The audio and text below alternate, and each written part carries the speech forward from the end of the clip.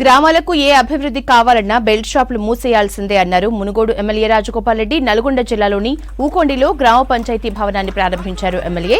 సంక్షేమ పథకాలు అందించడం తన బాధ్యత అని, గ్రామాల్లో బెల్ట్ షాపులు బంద్ చేయించడం మీ బాధ్యత అని ప్రజలకు సూచించారు. ఎన్నికల సమయంలో ఎందరో మహిళలు అడిగారని, ఇచ్చిన మాట ప్రకారమే ఈ బెల్ట్ షాపుల్ని మూసేయడానికి నిర్ణయించామన్నారు ఎమ్మెల్యే రాజగోపాల్ రెడ్డి. ఒక ఎమ్మెల్యే గెలిపించినా సరే మునుగోడు ప్రజలు ఎమ్మెల్యే చేయాల్సిన పనులను కూడా చెయ్యనిస్తలేదని చెప్పి ఆనాడు నాకు అర్థమై అసెంబ్లీలో పోరాటం చేసిన, ఆ తర్వాత రాజీనామా చేసి యుద్ధం చేసిన.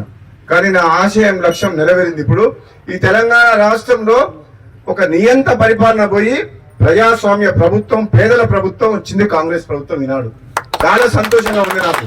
అభివృద్ధి పని ఏ కార్యక్రమం ఉన్నా సరే ఎవరు అడ్డుకోవద్దు. రాజకీయాలు 5 ఏళ్లకోసారి ఎన్నికలు వచ్చినప్పుడు అప్పుడు చూసుకోవాలి. ఎన్నికలు అయిపోయిన తర్వాత కేవలం ప్రజలకు సంబంధించిన ఏ సమస్య ఉన్నా సరే అందరం కలిసిమెలిసిగా పనిచేయాలి తప్పితే ఎక్కడ కూడా మనం ఆటంకం నిర్వహించకూడదని చెప్పి మీ అందరినీ కూడా కోరుకుంటున్నాం.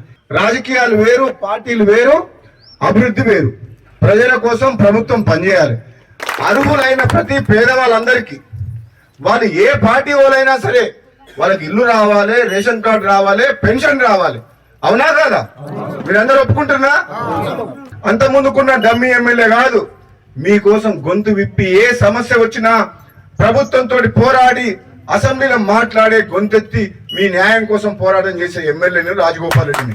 పెన్షన్లు, రేషన్ కార్డులు ఇవ్వాలి, ఇల్లు లేని వాళ్ళకి ఇల్లు కట్టించే బాధ్యత నాది. బెల్ట్ షాపులు పంచించే బాధ్యత ఎవరిది?